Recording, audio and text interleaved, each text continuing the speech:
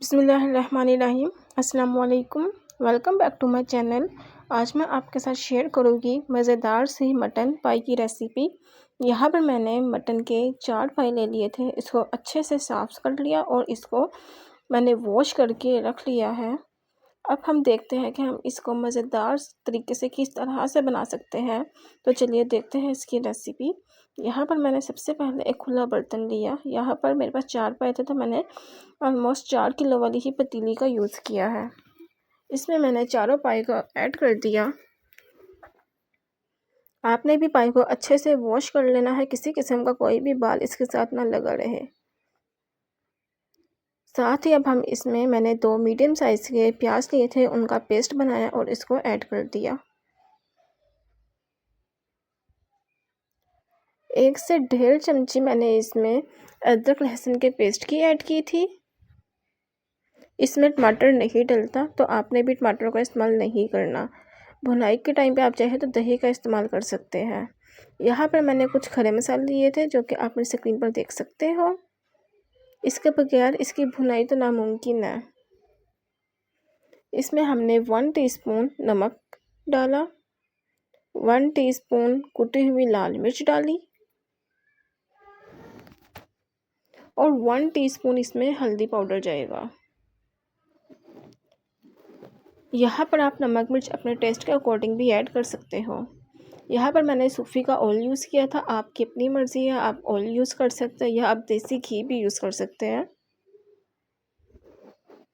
साथ ही अब हम इसमें जस्ट हाफ कप पानी का ऐड कर देंगे और अब हमने इसी पानी में इसको जो है ना इसकी भुनाई करनी है। पानी इसलिए ऐड किया है कि जो हमने इसमें मसाले डाले हैं सूखे नमक मिर्च, वो ऑयल में डायरेक्ट अगर हम भूनते तो वो जल जानी थी, इसलिए इसमें जस्ट 2 सिप कह लो या हाफ कप कह लो हमने इसमें पानी का ऐड कर दिया है। अब इसका फ़ायदा ये होगा कि नमक मिर्च भी नहीं जलेगी बल्कि वो भी पक जाएगी और जो है ना 5 to 10 मिनट्स अब ये पानी लेगा खुश्क होने में। फिर जो ये ऑयल छोड़ेगा हमने उसमें इसकी भुनाई कर लेनी है। यहाँ पर मैं बहुत ज़्यादा डिस्टर्ब हो रही थी क्योंकि इसमें पाए जो थे वो मतलब मिक्स हो ही नहीं रहे थे। फिर मैंने बर्तन चेंज किया।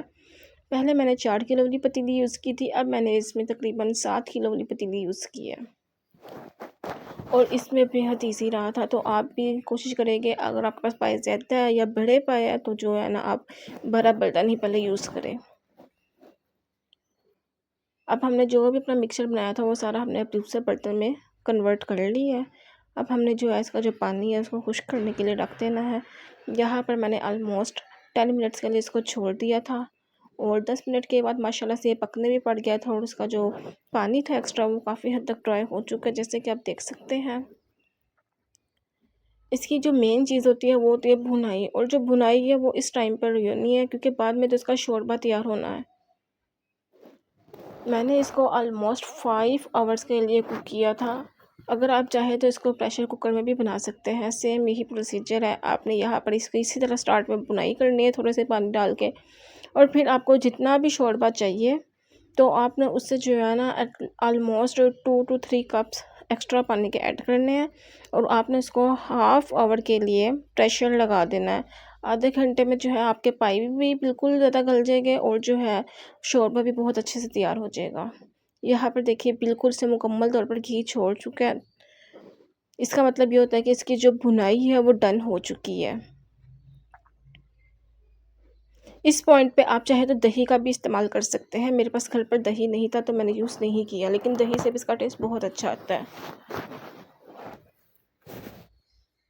दोस्तों, इससे के साथ अगर आप मेरे चैनल पर न्यू हो तो मेरी वीडियो को लाइक किया करें और मेरे चैनल को सब्सक्राइब किया करें।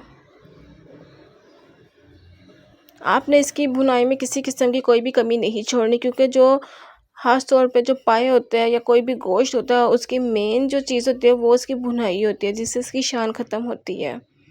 तो भुनाई में तो किसी किस्म का कोई रिस्क नहीं लेना, थोड़ा एक्स्ट्रा टाइम लगा दें जिससे आपका जो आपकी बाकी की मेहनत है वो ज़ाया ना जाए। अब यहाँ पर मैंने एटलीस्ट 3 लीटर पानी यूज़ किया था। यहाँ पर मैंने 3 लीटर पानी इसमें डाल दिया था और उसके बाद जो है हम इसको साथ साथ चेक करते रहेंगे और जैसे इसका पानी कम होता रहेगा हम उसमें और मज़ीद पानी ऐड कर देंगे जब तक कि ये गल ना जाए।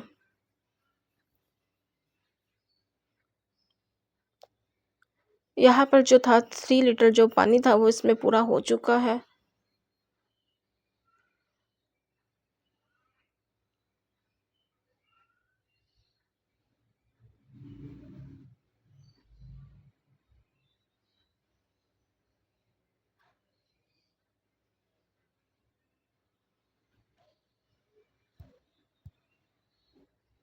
हमने एक प्याज़ लिया था और उसको भी इसमें ऐड कर देना है। आपने यहाँ पे जो प्याज़ यूज़ करना है उसको कट नहीं करके यूज़ करना है, नहीं तो वो जो है वो आपकी पूरे शोरबे को ख़राब करेगा। आपने एक साबुत प्याज़ लेना है और उसको उसमें डाल देना है। प्याज़ के अलग से इसके जो होता है ना टेस्ट और भी बढ़ जाता है। और इसको कवर करने का तरीका ये है कि आप इसके दरमियान में एक चम्मच रखते हैं और आप इसके ऊपर इस तरह से ढक्कन रखते हैं, जैसे कि आप मेरी स्क्रीन पर देख सकते हैं। इससे ये होता है कि कोई चीज़ ऊपर से आपके पतीले में गिरती भी नहीं है और आपकी कोई चीज़ ख़राब भी नहीं होती और कवर भी हो जाता है, और जो इसकी एक्स्ट्रा जो होती है हीट या भाप वो भी बाहर निकलती रहती है इस तरह से। यहाँ पर ऑलमोस्ट ये 2 घंटे पक चुका था और 2 घंटे के बाद आप देख सकते हैं पाया जो है ना इतना गला नहीं था, अभी इसमें बहुत ज़्यादा कसर थी। लाई के हाफ से भी बहुत ज़्यादा कम डन हुआ था। इसलिए यहाँ पर मैंने इसमें मज़ीद कुछ पानी ऐड किया था।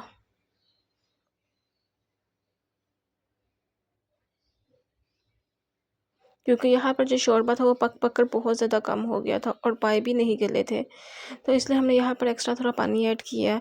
और एक बात याद रखिएगा कि जो नमक होता है वो आपने पहले ही बहुत ज़्यादा नहीं डालना। आपने जस्ट 1 चम्मच लाइक 1 टीस्पून डालना है, जो है ना आपने लास्ट में उसका टेस्ट चेक कर लेना है जब पूरे पकने के तैयार हो जाएगा। अगर आपने भी इसको 5 टू 6 आवर्स पकाना है, ठीक है, फुल डे या फुल नाइट, तो आपने स्टार्ट में नमक थोड़ा-सा ही यूज़ करना है, क्योंकि पक-पक के उसमें नमक तेज़ हो जाता है। यहाँ पर मैंने नमक जो है इसीलिए स्टार्ट में कम यूज़ किया है, क्योंकि जो है ना पाए इसको जब हम एक दफ़ा ठंडा हो जाता है सर उसको दोबारा गर्म कर देना, जो उसमें नमक होता है वो दोबारा से और तेज़ हो जाता है। तो नमक आपने ख़ास ख्याल रखना है, क्योंकि अगर नमक तेज़ हो तो खाना तो फिर ज़हर ही बन जाता है, खाया तो बिल्कुल नहीं जाता। कहते हैं ना कि मतलब नमक कम हो तो उसका इलाज हो जाता है, लेकिन ज़्यादा हो तो फिर उसका कोई इलाज नहीं होता। तो आप पहले एहतियात करें। यहाँ पर माशाल्लाह से आप देख सकते हैं जो पाए हैं वो बहुत अच्छे से गल चुके हैं। ये देखिए माशाल्लाह से जो गए हैं वो मुकम्मल तौर पर यहाँ पर गल चुके थे, यहाँ तक कि हड्डियों से भी अलग होना शुरू हो गए थे और जो शोरबा था वो भी मुकम्मल तौर पर तैयार हो चुका था।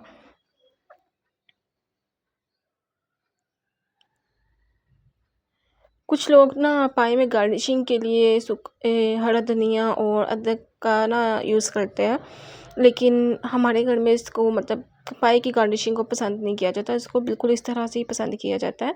तो मैंने इसमें जो है ना हरा धनिया ऐड नहीं किया। हाँ, अगर आपके घर पसंद किया जाता है आप ज़रूर ऐड कीजिएगा। यहाँ पर मेरी जो रेसिपी है मुकम्मल तैयार हो चुकी है, मेरे पाए जो है वो पककर बिल्कुल तैयार हो चुके हैं। फिर हमने जब हम चूल्हा मतलब बंद करने पर आएँगे तो हमने इसमें जो है 1 चम्मच गरम मसाला पाउडर ऐड कर देना है, उसको अच्छे से मिक्स अप कर लेना है और फिर हमने फ्लेम जो है वो ऑफ़ कर देना है। यहाँ पर जो माशाल्लाह से आप देख सकते हैं पाई की लुक कितनी प्यारी है ये। मुझे उम्मीद है कि आपको मेरी आज की ये रेसिपी अच्छी लगी होगी। अच्छी लगी है तो लाइक कीजिएगा और मेरे चैनल को सब्सक्राइब कीजिएगा। दुआ में याद रखिएगा और हमारे चैनल को ज़्यादा से ज़्यादा सपोर्ट कीजिएगा। अल्लाह हाफ़िज़, टेक केयर, बाय बाय।